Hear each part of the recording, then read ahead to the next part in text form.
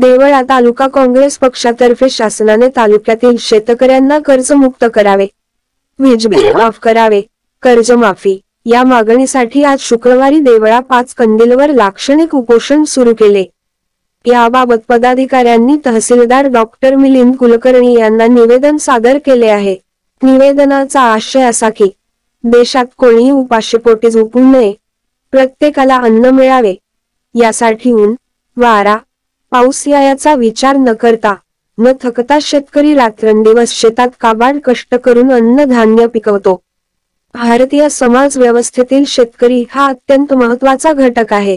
आपल्या देशातील बहुतांशी उद्योगधंदे, पशुधन आणि मानवी जीवन हे शेतीवर अवलंबून आहे। शेतकऱ्यांनी शेती करणे थांबविल्यास सर्व जनजीवन उद्ध्वस्त होईल।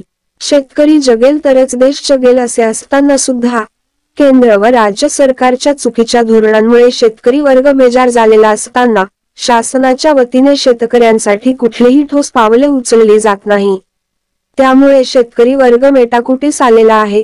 अनेक ठिकाणी शेतकरी आत्महत्या, दुष्काळ, बेमोसमी पाऊस यासारख्या नैसर्गिक संकटांमुळे शेतकरी वर्ग संकटात सापडलेला आहे। त्यामुळे शेतकऱ्यांची कर्जातून मुक्ती व्हावी याकरिता देवळा तालुका काँग्रेस पक्षातर्फे शुक्रवारी दि. रोजी सकाळी 10 ते सायंकाळी 5 वाजेपर्यंत देवळा 5 कंदील येथे एकदिवसीय उपोषण करण्यात येत आहे, असे निवेदनात नमूद करण्यात आले आहे।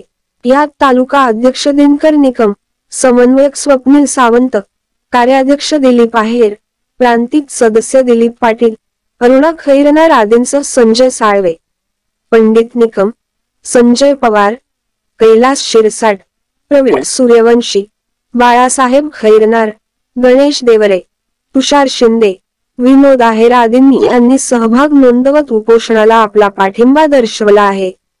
देवळा तालुका प्रतिनिधी आदिनाथ ठाकूर, दहिवड।